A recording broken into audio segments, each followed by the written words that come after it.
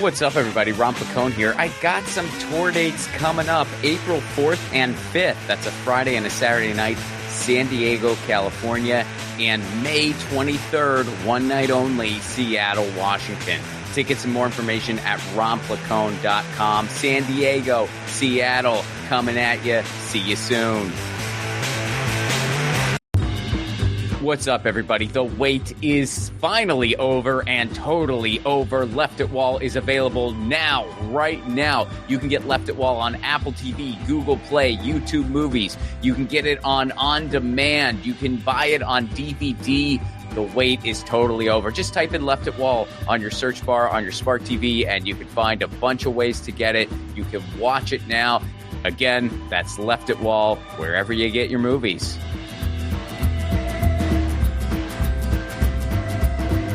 Episode 81, Esteban Gast. Esteban Gast is a comedian, content creator, and educator. He's the comedian in residence at Generation 180, where he created the Climate Comedy Cohort. I saw him recently at an event hosted by Adam McKay's company. This is my first time talking to him, and it's almost eerie how much we have in common. This is a chatty episode. Couldn't help it. Please welcome to the show, Esteban Gast.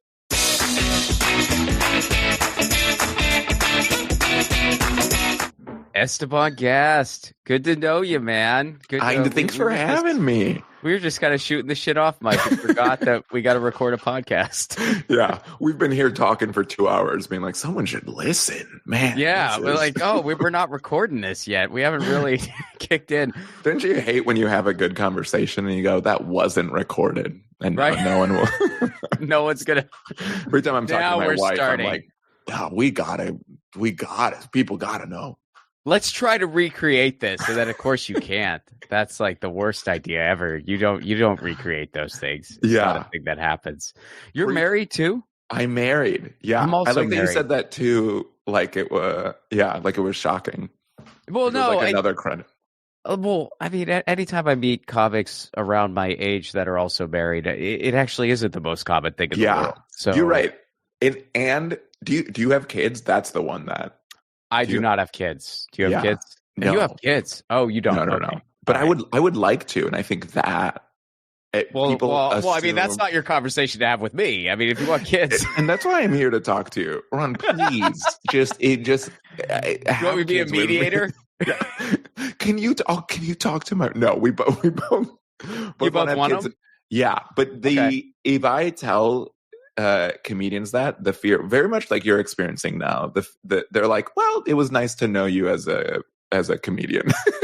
they're like I genuinely think people are like, do you want to like go into writing more? Like, I don't understand. And I'm like, no, I would love to still perform. What do you mean? Yeah, I know that is the sentiment, and I'll tell you what, I don't buy it.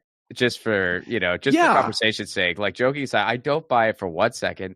I know some comedians that are the biggest deadbeat parents I've ever seen in my freaking life. I know some comedians that are the best parents I've ever seen in my freaking life. So it's totally dependent on the person, not their job. Yeah. And I think it was actually, Mike, you probably know who Mike Lawrence is. Yeah, of course. I don't know him super well. I've met him like once or twice, but I follow him on social media. And he posted a thing when he had a kid where he was talking about how, he sees it the opposite, where now this being is dependent on you. So you need to be freaking funny enough to pay the bills. Yeah. So I see it that way. I mean, I don't have kids. I mean, and it's not, but the reason I don't have them isn't because I'm like, I'll have to give up my career or something. No, yeah. I think actually it would be quite the fire under my ass, but Totally. I feel like I got enough of those right at the moment. I don't know. I got a fur baby. Do you have any pets? Oh, yeah. We have a dog. Nice. Which, she's the greatest. Yeah, I have a cat. She's 18, and she's the coolest. Yeah, 18? I've had her for 18 years. Oh, my goodness. She is the coolest. She's seen you through so much of your life. Like she's seen me become an adult. Yeah, she's literally seen me and I've seen her become an adult. Yeah, that's true. She's like who I was 18 years ago does not represent me now. Your cat's like apologizing for tweets, Yeah. Like, I don't even know. I didn't know that many dogs back then. I didn't know. I thought I was fed a narrative. Yeah, I mean, it's wild. She's lived in a bunch of different places. If only cats could appreciate such a thing. I know. She's a well-traveled cat. My wife and I sometimes joke about that with our dog. We're like, she doesn't even look up at the stars at night. Like she doesn't like look at the sunset. Look at how beautiful this is. Are you kidding? You're just digging in the sand. Well, dogs enjoy the outdoors. Cats, well, I guess they do. That's true. Cats don't even enjoy the outdoors. Yeah. Yeah. Cats are little homebodies. She likes to sniff around. Like she'll like to like kind of just sniff around. And at this point, I just kind of let her because, she's under my supervision and she actually moved pretty quick for an 18-year-old cat, but but it's not like she's going to like run anywhere. So I just kind of like keep an eye on her when she wants to sniff around and then bring her back inside. Yeah. But so let's talk about you and the dog and but no, I want to start at the beginning because I know you're from Colombia. Yeah. My parents are. Tell me the origin story, man. Yeah, my parents are Colombian immigrants. They came to get graduate degrees, something that now no immigrant will ever do. Honestly, no person would ever do. If we're talking contemporary, yeah. Now, what would some? Yeah, but they came and I was born. My dad was getting a PhD. So he was, and my brother and I were born in New Jersey, like right outside New York. So they're from Bogota, capital city. Beautiful. Our whole family is there. Go back a few times a year. And was born there, lived there for a little, lived in Puerto Rico for a little, lived in Chicago and the Chicago suburbs for a little. And it's been, I just got, mentioned my wife just got married in Colombia a few months ago, literally just got married. Oh, wow. It's recent. Yeah. Okay. Which is really exciting. That's part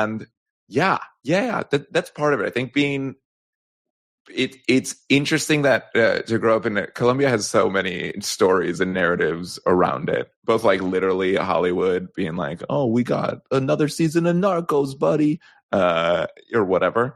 And just like what people think about it. So it's been interesting I feel like that's been I'm like, oh, I'm very Colombian. And I think it's been interesting. Now maybe less, but growing up, people were like, you're Colombian, being an identity thrust upon you. Or they're like, what does that mean? Or whatever, drug jokes. So it's been interesting where I'm like, there's moments where the world or culture is telling you what you are more than other moments where you're like kind of defining it in some way. No, totally, man. Well, so both your parents are academics?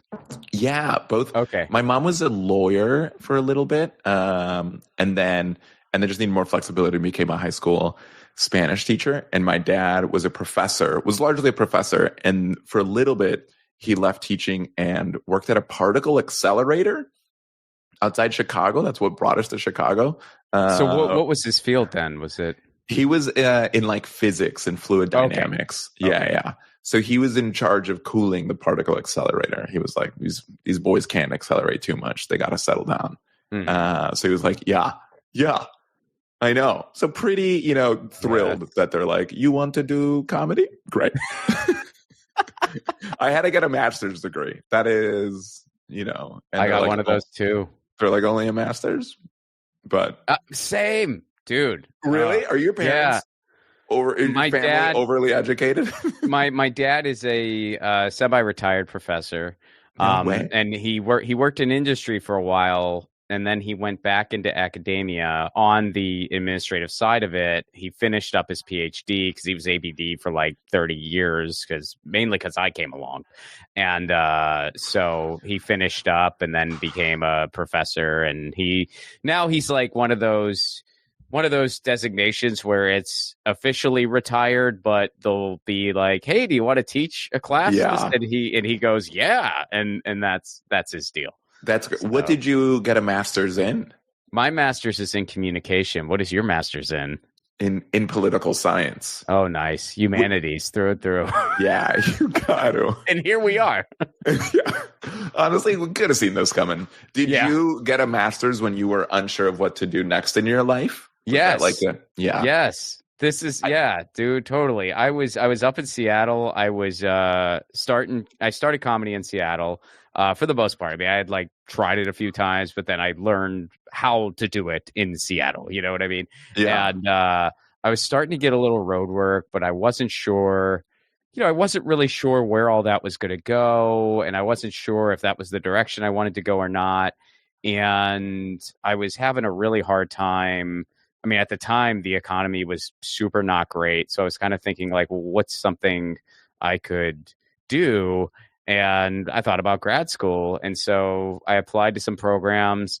The one that offered me money is the one I took. Yeah. Yeah. You know how it goes. And then what happened to me, and I'm curious your story too, but what happened to me is like, as I moved on in my graduate degree, I was doing more and more comedy on the road. And it was like, I was literally, and this was before there was Wi-Fi all over the frickin' place.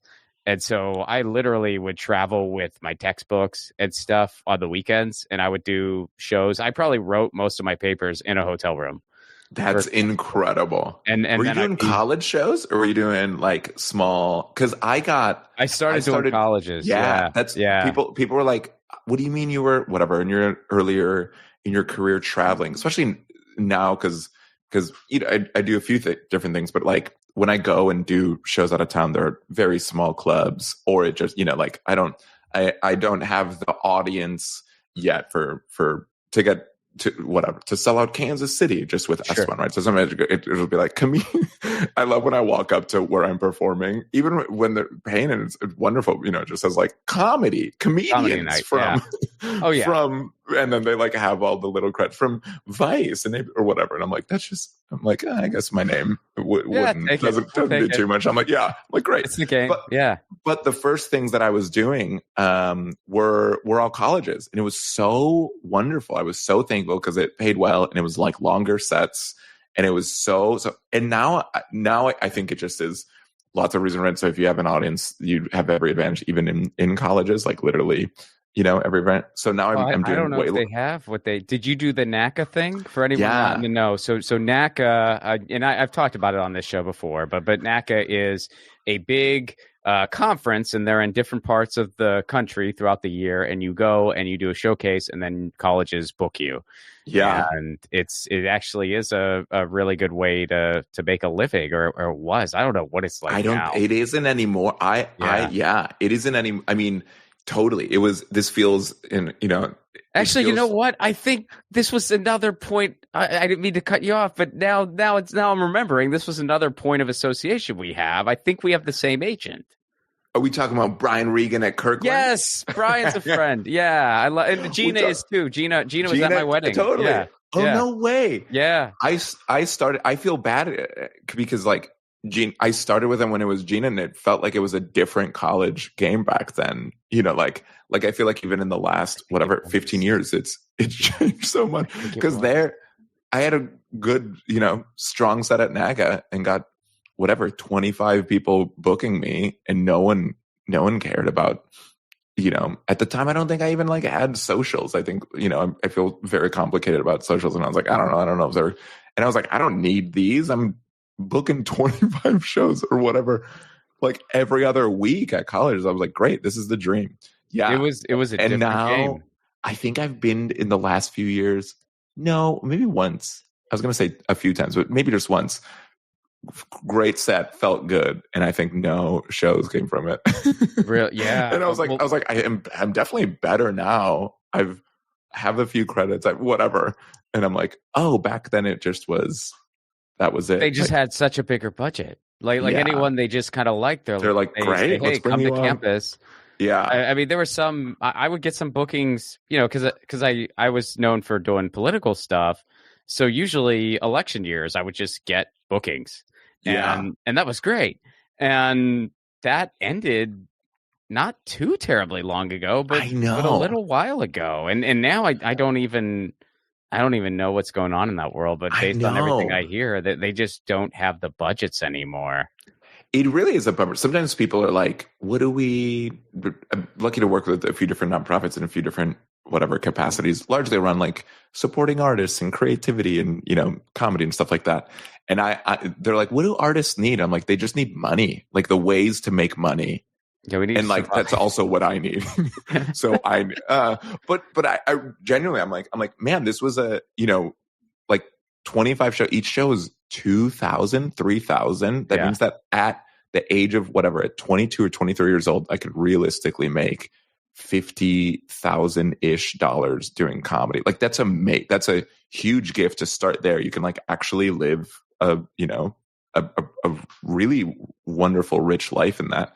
And now that's gone. So I'm like, oh, cool. 50K that I had to my comedy thing it's just gone, just wiped.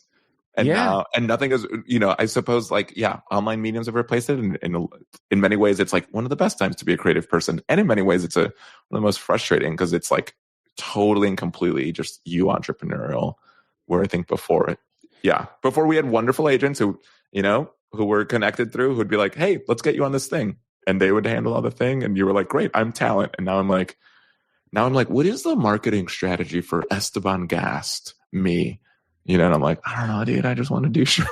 No, I'm like, how come 12 years ago I was making, it was just a different, it's wild, man. And I know some people who are still doing that thing. And I don't even know how I'm curious, like, just ask them how. I think you really have to be super dialed in. I mean, I know people who NACA is their thing.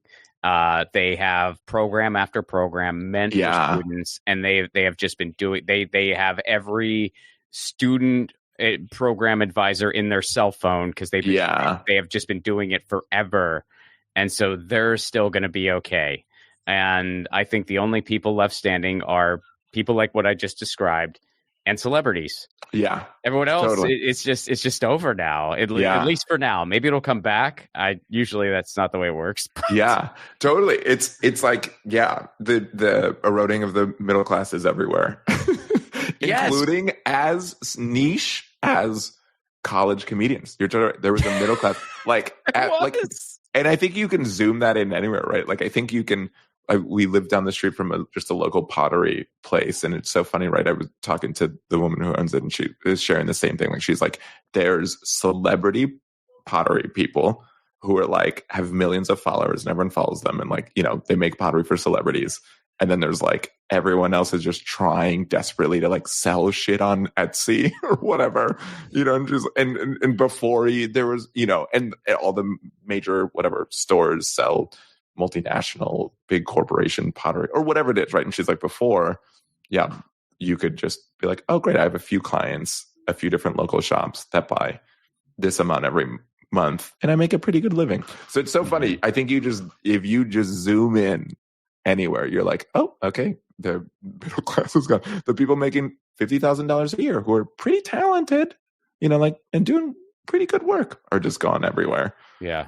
It's a wild time. And it's also wild because it's when you were doing NACA and I was doing NACA, there was the generation before us that was telling us how great it used to be. Oh, yeah. Because it used to be even better. Yeah. And now we're saying, oh, man, that's gone. It's like the scraps that we were getting, which we're still great, but we're scraps in comparison. Yeah, you're right. There was the older. It's wild. Do you know Wayne Fetterman, who's a great comedian, but he also has a bunch of cool, interesting podcasts about like the history of stand-up. But his glory years of NACA, he's probably in his 60s or 50, but it was like right when they started, right when colleges were doing, you know, whatever more programming, like in the 80s or whatever. And he's like, dude, it was unbelievable. All of my comedian friends made a living. You like bought houses, like stuff that you and I have been like, hey, you know, a few years we made a couple $1,000. Yeah. And we're so grateful. Like this guy, you know, this guy's like, I bought a home in Nashville, Tennessee because of 2 years of NACA or whatever. Yeah. Oh, it used to be just a gold mine. And then when we got in, it was a sustainable way to survive. And now it's not a thing anymore. And the same thing, even in road comedy. I mean, when I started in that circuit, they were telling me how, oh yeah, features used to get paid, da da da da da, and you could really get by. You used to be able to make a living as an MC. Now you can just barely make a living as a feature. Well, now you can't even do that. You can't even do that. That's over now. Isn't it wild that I remember going to comedy clubs and the MC was on salary? Oh yeah, benefits full an employee. In Chicago, I remember a friend's dad was the MC at a comedy club, and he, and they owned a house, and he went to high school together, and he made whatever, just a salaried employee to host comedy shows. Isn't that wild? It's amazing. It truly feels unbelievable. Well, the boom, and this is long before our time, but we can only wrap our heads around the idea and then listen to people who are older than us, where there was a time where there were more stages than comics to fill them. So if you were reasonably okay for 10 minutes, you could make a living. You could make a living as a comedian because they just had more stages than comics to fill them at one point in time. What do you think is the equivalent of that now? Where is now being oh boy, the opportunity is crazy? Oh, I mean, it's definitely not in the arts. It's not in the arts. Is it weird crypto? Hey, you can do a Trump coin and become a billionaire.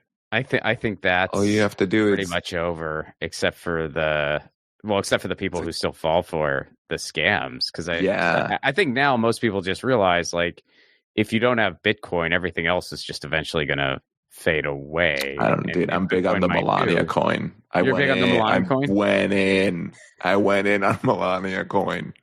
Is that's what you're banking on for the kid? I put all my college, all the NACA money, and I put into the Melania coin. Into Melania, and it is. Let me tell you, that's going to be fine. I think it'll be fine. I think so. Until she gets deported. It's wild that he's married to an immigrant and hates immigrants. I'm just leave your wife. What are you doing? Yeah. Well, it's wild. It's wild that they have, war crime group texts just I know. As of the recording of this. Oh, it's so every day you just are you're just sort of floored and you just find yourself just staring into the abyss going, I don't even know how to write about this. Sometimes. It's so deeply funny and horrifying that I'm almost like I don't even want to make. I mean, it is so funny that there's a group chat and they're doing fire emojis after just murdering people. I mean, just incredible. All insane. It's just some of the creepiest people on the planet too. Yeah, just you line up all the accusations of sexual misconduct, all just the creep. It looks like the creepiest group chat you could ever be part of. Yeah. I can't believe the journalist left. That destroys me. Can you imagine? This is if you were added to the most interesting group chat of your life.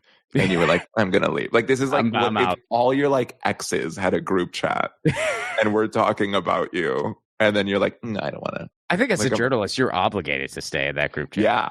I actually think it's a helpful thing because I've always felt, I feel like in the United States, there's no qualifier for what actually makes a journalist. And that's a problem for a long list of reasons. And sometimes people call me a journalist and I say, I don't think I am. I don't think that's what I'm doing. You would have stayed in the group chat though. But I would have stayed in that freaking group chat. And I think that's the yardstick now. It's would you get put in a group chat that might expose war crimes? And if the answer is yes, you are a journalist. You're a journalist? I can't totally. I think he's getting Jeffrey, JG. I know the initials, but I know the Atlantic guy. Is it Atlantic? Yeah. I know he's getting shit for it, but he should get a lot of shit for leaving. That's an absolute. This is if if Woodward and Bernstein were man, we've heard enough. Thanks, Deep Throat. It's like you hand somebody the Pentagon Papers. They're just it's a little long. Yeah, I don't want to read. I don't want to read too much. What if I get another scoop? God, I'm such a glutton for these journalistic scoops. And you're like, what, dude? So you're doing NACA at a young age. Getting back to you. Yeah. And so you're doing NACA at a young age. You're in grad school for political science, and you're doing comedy simultaneously. Yeah. Okay. So you're and were you on assistantship and all that stuff? Yeah, I was. Okay. Totally. So, the number one tip for grad school is... doing this thing where I'm doing about a semester's worth of work for the same amount of money that I get performing at 2 colleges. Yeah. You're really... And that's when I thought life was going to look really different. I was like, what am I going to do with my multiple homes? I was like, what kind of private jet do I... No, but it is... No, I really, so I graduated and then stayed teaching. So actually really, I loved, grad school. I love being a student. Like, I think I always, cool. Maybe growing up with professor parents, but you're like I feel like they framed it. And I think this is really beautiful framing that you're like, your full-time job is to learn. Like everywhere, every other moment in your life, there's like things required from you that, that largely you maybe don't want to do or whatever. And then this is just learning. Like this is, and so I love being a student, and I was at University of Illinois in Urbana-Champaign. So like 3 hours south of Chicago.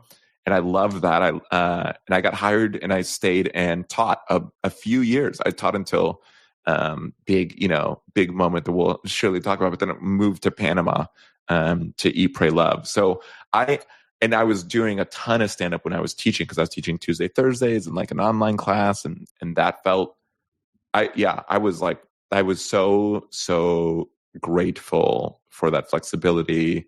I was like teaching design thinking and public speaking. It was great. It was like, I loved it. I think I genuinely, I asked you as a bit and as a serious, but it's like, do you go to grad school and you didn't know what you were doing? And I'm like, grad school kind of, if you have the opportunity, and maybe you should totally design around it, but it's like, if you get an assistantship and you get it is free, and or they pay you, and or very, very little, like it actually was a wonderful time. I like joke about it, but I'm like, it was kind of the best. I learned a ton, met interesting people, got to teach, got offered a job at the university, was super flexible, got to do stand up in a significant, got to like, at that time, I got to like open up for people that now are just way too famous and didn't text me back. But it was like, I got to open up for Colin Jost a few times back when he was just an SNL writer. Like, and I had the opportunity and a job that allowed me to do that. That's crazy. That's so wonderful. Like now I'm basically full-time comedy and education stuff. And I feel like I have like less flexibility in many ways now, so it's really, really wonderful. But maybe everyone thinks age 22 to like 26 is wonderful no matter what. I think that's part of it. But yeah, no, I love grad school too. And for all the same reasons. And I actually taught some on the side. Like I would teach speech comm and public speaking at a community college. And I really enjoyed it. I liked teaching a lot.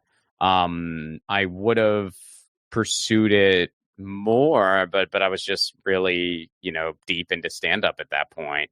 But yeah, I liked doing it on the side. At that time, was your goal, I want to be a touring comedian? Yeah. So the way it worked out for me, I was about to graduate, and I think like yourself, man, I really did like being there, and I was really conflicted about going on for my PhD or not. Yeah. And for me, and maybe you had this moment too, for me, it was very, very practical in my thinking. It was as simple as academia doesn't care how old I am or what I look like on TV. Show business does. So while I'm young, I'm going to go after this dream. And if it doesn't work out, I'll cross that bridge. Yeah. And so I made that decision. I was graduating in May, like you do. And what I realized, classic. Yeah, right. Classic graduation date. So what I realized was, okay, I'm going to email every booker I know. And I'm sure you know this in the Midwest, because you were in Illinois for a while. The summer is the slow time. So I was emailing every booker I knew, asking for dates in May and beyond.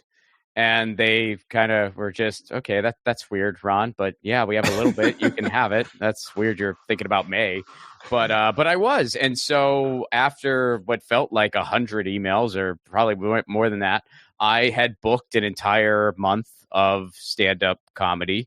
That's and awesome. then 2 months and then 3 months. And so as graduation day approached, I said, I am going to be a comedian for at least the next 3 months and we'll see what happens after that. And that was, that was in 2012. That's here we amazing. Are, still going 1 month at a time. Now. Yeah. Look at us now. Still only a 3-month runway. Yep. That's so still funny. 1 month at a time. Still, it's like there are days where I'm like, God, I still all right. I'm still pulling this off. Still have bookers being like, yeah, I guess you want. Yeah, you can perform. You want July 5th? Okay, yeah, that's random. Sure. Yeah. Okay, but we'll give you a bad door deal, and you're like, I'm in. Yeah. All right, you son of a gun. So yeah, that was what happened for me, and then I spent, I was on the road for about I want to say about like 5 years or so. And colleges were, the big money gigs, and then the clubs kind of like, connected the dots or whatever. And were you in the Midwest as well? Yeah, I went to grad school in Pittsburgh, where I'm from originally. So I left Seattle, went back to Pittsburgh, got my master's. Then I moved to Nashville. Cool. Because I just kind of wanted to be in the middle of everything. Yeah. And so that was a great place to be based. Now it's even better. The comedy scene there. I was about to say, now is having a moment. Oh man! So when I was there, it was when Ralphie May had moved to town and Kathleen Madigan had moved to town, and it was right as I was heading out. Nate Bargatze moved back, and I say moved back because he's from there originally. Yeah. But yeah, you would just see Nate Bargatze going, and then he kept blowing up and blowing. I mean, now he's huge. Yeah, he's made people's careers there. I mean, he like produces people's specials and stuff. I mean, it's pretty cool. It's amazing. Yeah, it's amazing. And yeah, so it was a good town for comedy even back then, and now it's like wow.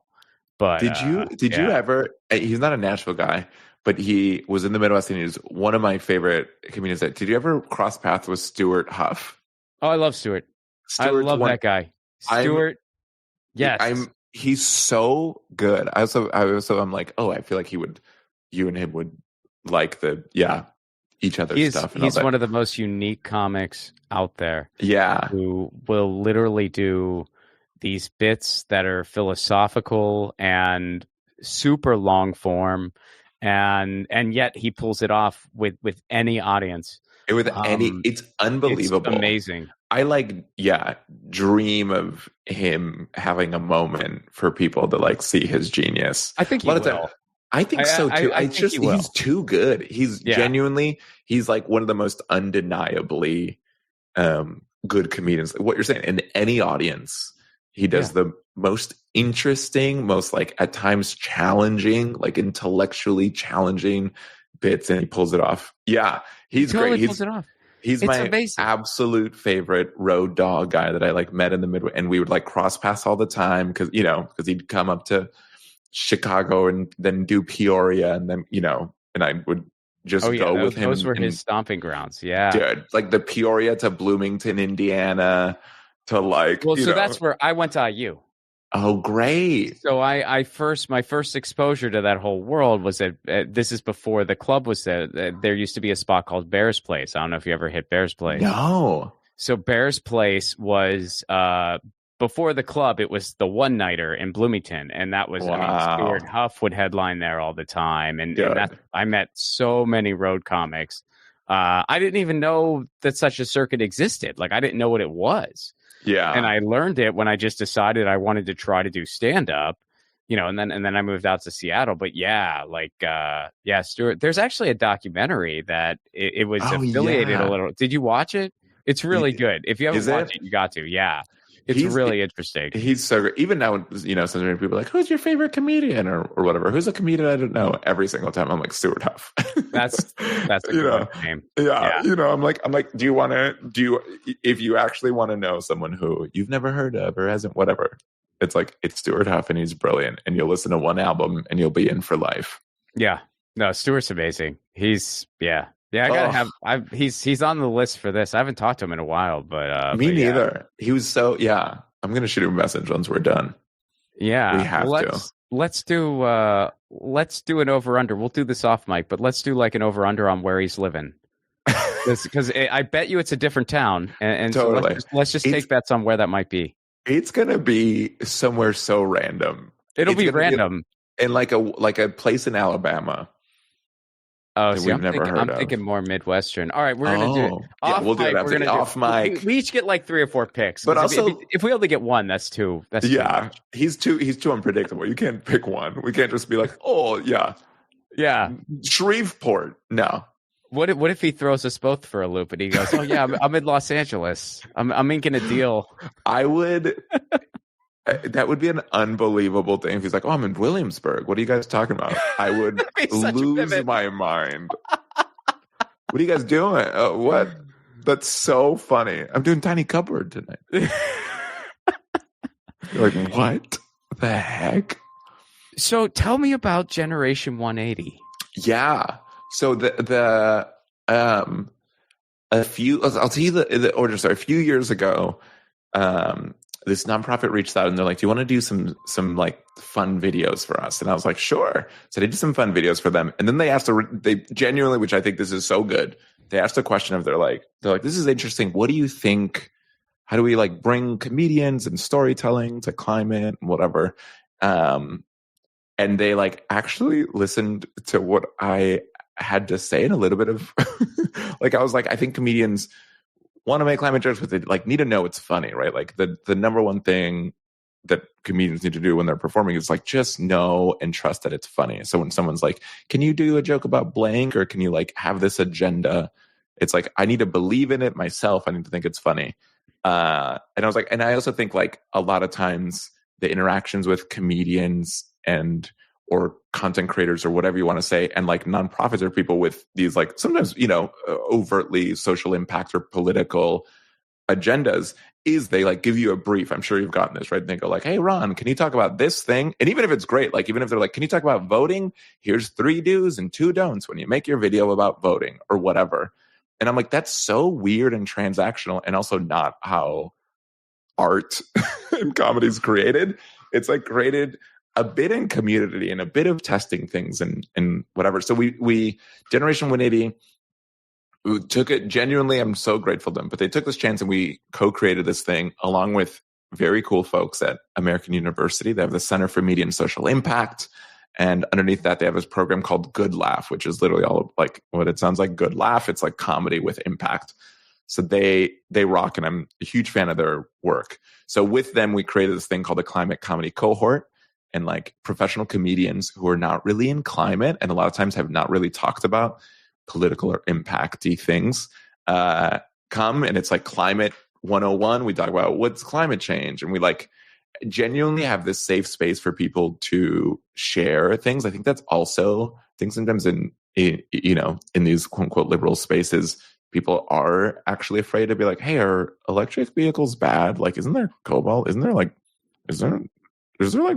child slaves, like, and I think everyone gets nervous because it feels like you can't criticize a good technology, which is a very strange thing. Mm-hmm. You should be like, yeah, let's actually talk about that. And because one, I think those are good questions. You should have the ability to question everything, especially good technology or new technology or emerging technology.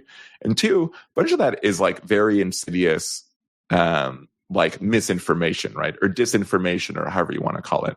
So it's like, if oil companies are saying whatever, something like cobalt, which is sourced often in unethical ways, like part of me is like, yeah, who's saying that is oil companies sourcing oil in the most unethical, like it's like the famously ethical high integrity oil companies are challenging this, and you're right, EVs are wonderful and they're flawed. They're not a total solution. I would much rather see public transportation. I would much rather see walkable neighborhoods, right? Like, but let's say America loves cars and is obsessed with cars, and maybe this is one way or whatever it is, right? So you like actually break it down and treat people like there's no scary questions, and then write jokes about it. So that has been that has been the start of a long and beautiful relationship with Generation 180 and with some of the work in climate that I'm doing. But it started with this group, Climate Comedy Cohort.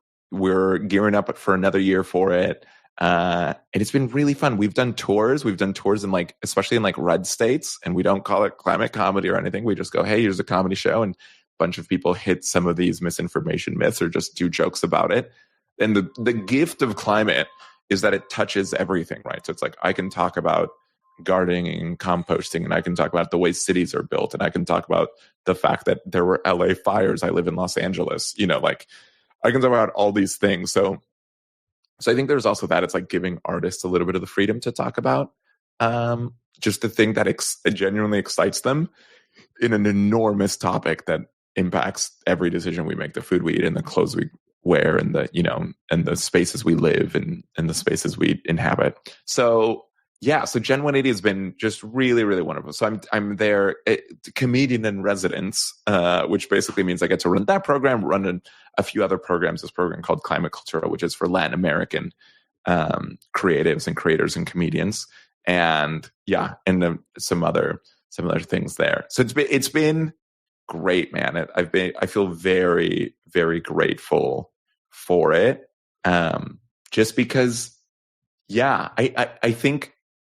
I think this last election was a wake-up call for people of the power of comedians. To me, I don't think he's a good comedian, but Joe Rogan technically is a comedian, technically came up in comedy, right? And him and his comedian buddies were some of the people who most normalized someone like Trump, and made Trump seem and feel likable in some ways, or real in some ways, or different, right, than Kamala, who I had a lot of issues with. But it's I'm oh yeah, you're now understanding that all comedians do is talk and share ideas and break down ideas and make people feel good. And I'll set you up for a joke, or I'll yes and what you're saying.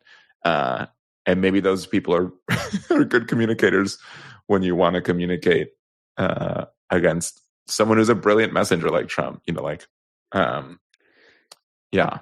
Yeah, I mean, it's a weird. I mean, I think as you're saying this, the thing that Mark Barrett said is just sticking out in my mind, which I think was 100% true. Where he just goes, "Yeah, my colleagues are helping usher in this fascism." It's they're just sort of normalizing. This. You didn't see the Mark Maron quote? He made a statement after the election or something? I think it was after the election, but he basically talked, and he didn't name any specific name, because I don't think you can pin it to one person. Yeah. But he just basically talked about how comedians are, sort of sugarcoating this fascism that's happened, which is true. Yeah. It's certainly not everybody, but it is happening. And it's on my list to ask you. I mean, what's your take on just sort of the state as somebody who uses comedy and storytelling for a positive means? What's kind of your take on just the state of the industry in terms of what comedians can do to fight fascism, or what all the above? Yeah. Just the state, because I feel like, I mean, I'll kind of, I guess, to expand a little bit more before you answer, I felt like for a long time there was this apathy is cool era. Yeah. And I feel like that's back now. Yeah. And there's also this sort of, empathy is really, really dumb. Yeah. So it's like apathy's back, and if you're an empathetic human being, that's pretty weird. And you see a bunch of people saying all these things, and then they have a George Carlin emoji on their social media, and it goes, "You really missed that guy's point." Yeah, Holy yeah. cow. There's a couple interviews with him you might want to watch again because you are completely missing what he was all about. I wish he was still alive, because he'd have a thing or two to say to y'all, because you're really missing what he was all about. Big time. Totally. There's nothing we love more than a challenging figure dies in U.S. and everyone just is like, no, they agreed with me. You know what I mean? I was like, after Martin Luther King, after the Civil Rights Act, he would got so frustrated and was just pushing all these wonderful, like, socialisty ideas. Like, he's like, and everyone was like, no, let's go back to the nonviolence. And he was like, and he was challenging the Vietnam War and all these, like, and everyone's like, no, challenged one of the most popular wars. Like, it's sad that that's a sentence that is applicable to American culture. Popular war, but the first Iraq War, he was just going off about that at a time when nobody was. Yeah. Nobody was touching that. It was literally Carlin and Hicks. That was it. And the Dixie Chicks. That was the second one, but yeah. Oh yeah, that was the second one. That's I just saw. I'm talking early '90s. Yeah. This was before the Dixie Chicks were pushed out for society. And I was like, oh my gosh, I totally forgot about that. I'm just Anywho, but he was against. Totally. He was against he just was like actually a person of integrity who was against big time until the end. And it's like you listen to what he was actually saying when he was saying it. It's like, you want to tell me that the guy who was outspoken against every war, the guy whose final swan song was calling out the American empire, you want to tell me that if that guy was alive today, he'd be going off about using someone's preferred pronouns. Yeah, you think that the guy who Carlin literally would be up there, not going after billionaire Trump and his billionaire cronies, but would be like, "Oh, what's up with people? Sometimes they pronouns, huh? Yeah, there's no my freaking pronouns way. Are USA. Yeah. He's doing that. You think George Carlin would be doing that? No freaking way would he be doing that. No, but that guy, he set the tone on what it meant to punch down. Like, he explained that on CNN. Yeah, where they expected him to just be their dancing monkey, and he wasn't, and he just broke it down. You think that guy, with everything that's going on in the world, would be complaining about just treating a human being with respect and using their preferred pronouns? I mean, you think that's what he would be doing? Yeah, madness. Okay. Yeah. It's mad. Yeah, I love that. I want that Mark Maron quote of like being like, my colleagues have done this. I mean, I totally think that. I think that part of the in my lifetime, comedians have like not often challenged like whatever mainstream comedians challenge the status quo. I suppose Jon Stewart in some ways, but and Jon Stewart's against Afghanistan and all the things, but I'm like, Occupy Wall Street felt like a moment, and it didn't feel like comedians or people had that. Like, I think there are these moments, and it's interesting what are safe moments, right? So it's like George Floyd, everyone can support that, but like, issues around Palestine, oh gosh, everyone's nervous. And I think, part of me is like, why do people do comedy? Like, I think there's part of me is like, wow, what an unbelievable gift to like make a living from being silly.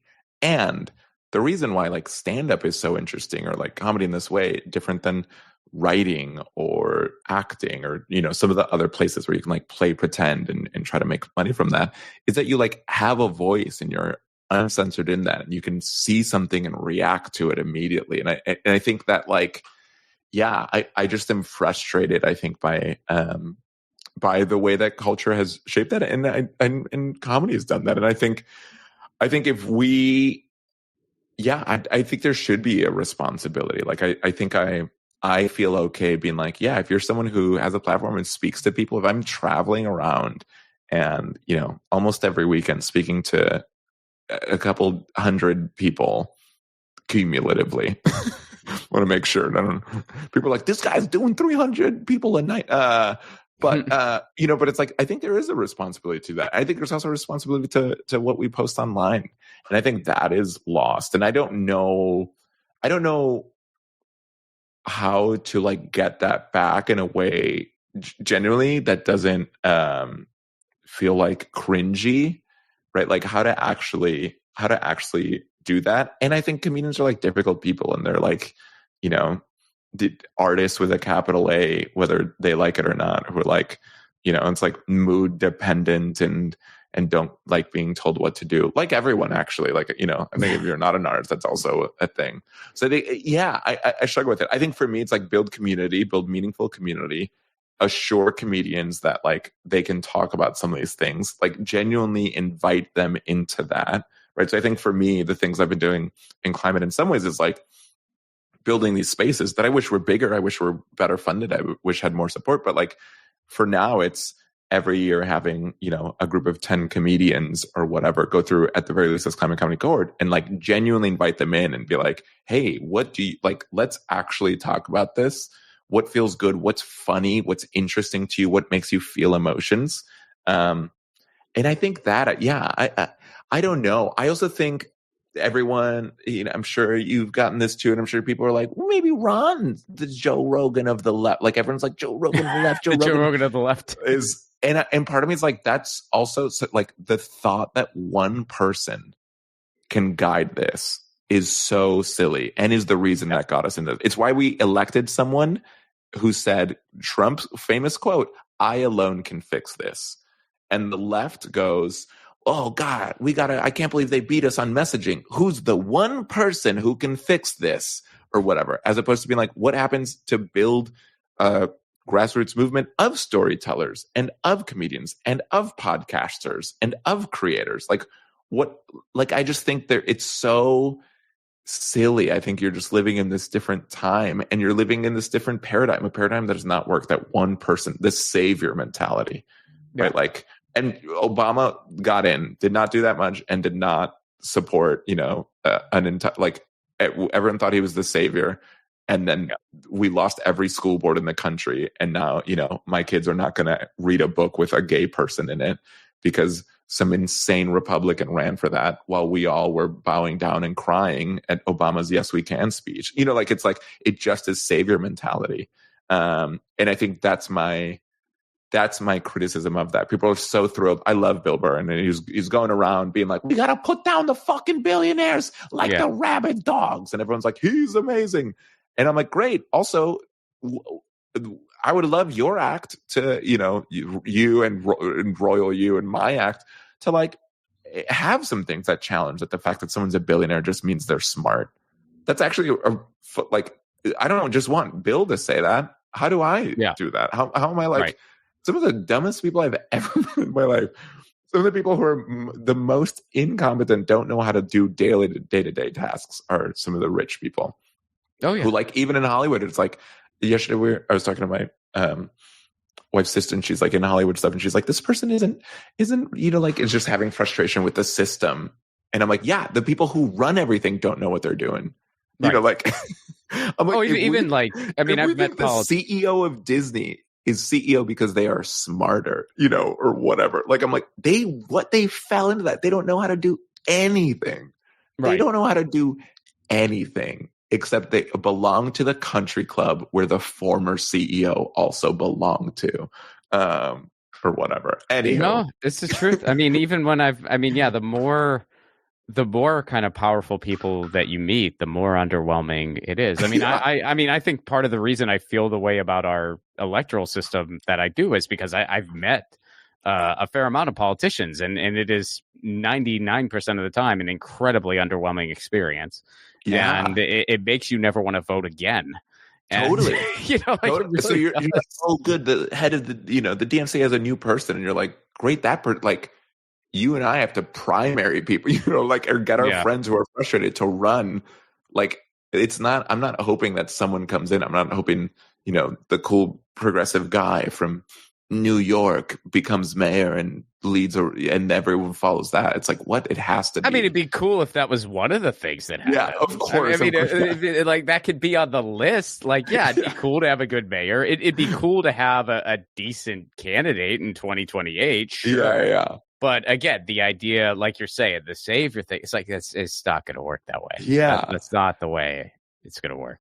And I think the response to fascism, I suppose, can't be, you know, a definitionally similar approach where one person fights back or a group of people fight back and then everyone has to line up behind the group of the anointed people who are fighting back. Does that make sense? Like, it's like, no, it totally does. I mean, we can't be like, they're consolidating power and forcing everyone to act their values and belief systems, and we just need our people. We just need to consolidate our power into one or whatever. Like, it's like, I just think it's everyone. I mean, it's sort of all over the place, because the other, to kind of add to that, we could use a little more cohesion. Like it would be helpful. Yeah. But that cohesion doesn't have to be one person, follow them to the mountain. It's just, I think it's like people either want 100% or 0% all the time. And it's like, well, that's not how it works. It's just like, well, we need a leader. Well, it's not going to be just one leader. Okay, well, then we need no direction whatsoever. That's also not a good idea. Yeah, you're right. That's so well, funny. What do we do then? Like, well, I don't know exactly, but, let's start here. And it's, I think at the end, well, this also makes me think of the whole Bernie AOC thing, where, you're seeing all kinds of responses online, and some people are going, oh, I Bernie disappointed us, AOC disappointed us. And I'm just thinking that's kind of irrelevant in the big scheme of things, because what I find exciting is that thousands of people are gathering for this particular message against the oligarchy. Yeah. That is valuable. As far as Bernie, AOC, whoever else, look, when it comes to politicians, are they voting the way I want or not? Yeah. End of story. Are they voting for the policies I want them to vote for, voting against the policies I want them to vote against? That's literally all I expect. I don't expect them to lead anything. Yeah. So it's kind of like those people. That's the exciting thing. 34,000 people because of this message. Totally. That's what's exciting. That's what needs to be harnessed. I don't exactly know how, but that's the momentum that needs to be captured. Otherwise, it was just, a speaking tour. Yeah. I know. Yeah. Yeah. I think there is hope. Like, I think the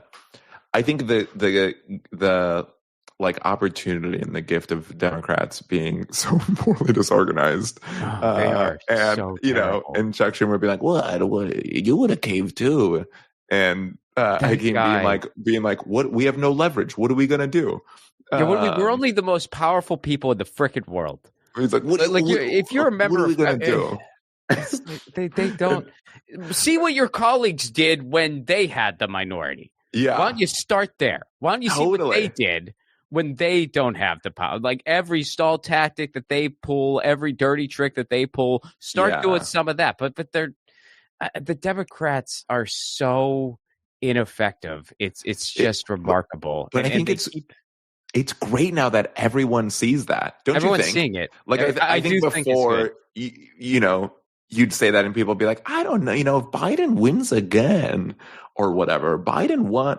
And then now everyone sees that. So I think that's the gift that people are going, oh, okay, we have to guide that, right? Like if they were really, if Chuck Schumer actually had a backbone, right? If Jeffries actually was doing things, I don't know if Bernie would go on the tour. Like I think people would be like, okay, well, someone is taking care of this. And we would all sort of step back and be like, well, someone is fighting.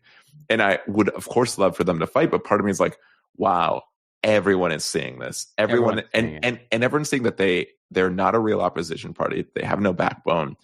And questioning, is that because of corporate donations? Is that because, why is that? And I think what's really, really inspiring is I think seeing that. I think seeing friends who were not that politically engaged or were surely there's adults in the room and Biden did win and the assumption is Kamala would have, won. So then we're fine. We'll just keep going. Are now like, wait a minute. This is it. And I think reframing everything, right? Being like, wait, so Biden was old. He shouldn't have stayed in the race that long. And Kamala wasn't a strong candidate. And right, you primaries are a good thing. Yeah, wait a minute. The democratic process is good. And maybe we should follow the democratic blueprint. And I think that's interesting. It's like when you look around, it's like the day you realize your parents are human and you go wait a minute. It's a Has good my metaphor. I like that. mom like cried like away from me? You know, like does my mom feel sadness? And you look back and you go, oh my gosh. And it's that. It's like great. That's a very challenging thought and a very empowering thought to be like, you know what? You and I are now the adults. And what does that mean? And that means really interesting things. And that means like, yeah, that means that some of the comedians who aren't thinking about these things have to, because it is everywhere and it impacts our life and it impacts their families. And there's no one just going to save it. No one's going to move society along politely into progress. It has to be us, and it doesn't have to be right. And I think everyone's like, what do we do? What do we? And I think it can be so simple, like get to know your neighbors names. I think it can be like, you know, get involved in local as possible. Or there's like neighborhood councils here that I'm like, oh yeah, LA has a ton of, you know, housing issues and they're not building housing. That's because neighborhood councils or whatever, like the way that we're treating unhoused folks. It's like, sure, some of that is mayor, and then some of that is the neighborhood council who's liaisoning with the mayor. Who's the mayor talking to? Well, the mayor's talking to not young people and not renters and not, you know, or whatever. So it's like, yeah, the mayor should talk to renters, but I can't sit here and say someone go talk to her. And boy, I wish renters were represented. You kind of have to be like, okay, great, let's do that then. I don't know. No, I hear you. So to shift gears here for my last question, I feel like you and I are both kind of variety is the spice of life creators. So I just kind of wanted to get your take on that. I mean, A, would you agree with that? And B, what's your kind of like philosophy on all that? Yeah. Wow, that's a really fun question. Yeah, I think to me a creative career in creativity is like to live multiple lives at once. I think it's like a way to expand. This is where, I'm so sorry if anyone's listening to this while high, and all of a sudden it will make sense. All of a sudden this episode is going to, but I think it's a way to like, yeah, to expand how big your life is, you know, like, and I think for me, I'm so grateful that I've like had an opportunity to like do a rewrite for a feature film, and I got paid, and I literally went to Colombia for 2 weeks and wrote it there, and would just, you know, email in the copies, and then 6 months later I was like on a little stand-up tour, and 6 months later I was like on a set helping stuff out, and 6 months later I was writing a musical, you know. And I think to me that just makes sense. To me that's I just think that that's the way that I process and live, like as big a life and as meaningful as life and as rich as life as possible. Like I think growing up, we were like, what do you want to be when you grow up? And I was like, I just want to be everything. You know, it's like, I want to be an astronaut, and then I want to be, you know, a lawyer, and then I want to be a dancer. Like, I don't know. And I think to me that variety really is that. And then, you know, it energizes other parts. I love this weekend. I worked on 2 scripts, and I'm like, oh man, I love writing. And I haven't done this in a little bit, and it's so good. It's so energizing. And I'm very grateful that everything feeds into it. Like, so like doing a ton more stand-up the last 3 years has obviously made me a better script writer. Yeah, I don't know. I think there's parts of it that really hurt my career. Like, I think, you know, it's like, I don't post on socials. I'm part of like growing an audience's consistency, part of like, I think people, yeah, I could, you know, I've had meetings where people are like, you do everything, you know, kind of jack of all trades, master of none, or whatever. But then I think you just have to trust that that's okay. I don't want to. I'm grateful to make a living, and that's okay. I don't need, I'd rather be happy and and do a lot of different things and feel energized and feel like regenerated by the art that I'm creating than do one thing for 15 years and have a bigger house. I'm like, I don't know. So you're happy? My kids can share a room. It's fine. Dad, I think I'd be, yeah. Nice. I think I am, I would like, and this is how they get you. But I think like especially living in LA and being an artist and creative person, to me, I'm less frustrated by lack of following, a lack of, like industry sometimes rolling their eyes at the way that I'm approaching this. The thing that frustrates me, I think, is just finances, right? Like being like, the stress from finances is that if I could live exactly the same life I'm having and like be able to afford a home in LA, I would be thrilled. But that's amazing. I'm so grateful that I feel very, very happy that that's a thing, and that's a very privileged thing to be like, to be like, oh, I just want to. Yeah, I don't know if that's it. Where can people go to learn more about you? Yeah, they can go to website. I'm starting to post more on Instagram. I just made a puppet series that's like half musical. So you do music too? I do a little music. There's a piano. Look at you. Yeah, right. I do a little music. I do. It took a lot of effort, and there were 3 videos, and they performed so. But I bet the people who watch it will like it. But the algorithm, the almighty algorithm. Oh yeah, goes, hey, stick to a lane, buddy. Esteban, thanks so much for doing that. Great thing. I feel like I rambled a lot, but thanks for, just edit down, take this into ChatGPT and ask it to summarize what I said, and then use that. I'll give you my voice, AI voice. This is AI Esteban signing off. That was Esteban Gast. Check out all of his stuff. It is weird how much we have in common. Isn't that wild? I hope to collaborate with him more in the future. Music for the 1000 Podcast is provided by Andrew Saxena. Be sure to check out his podcast, the Baywatching Podcast, wherever you get your podcasts. Leave us a 5-star review, would you? This is still a very new show. Every 5-star review helps. And if you want to support the show on the sustainability end, you can do so over at patreon.com/RonPlacone. For a Give What You Can level, you get all kinds of cool content. You get exclusive clips not available anywhere else, full stand-up sets not available anywhere else, and we do a Zoom hang once a month.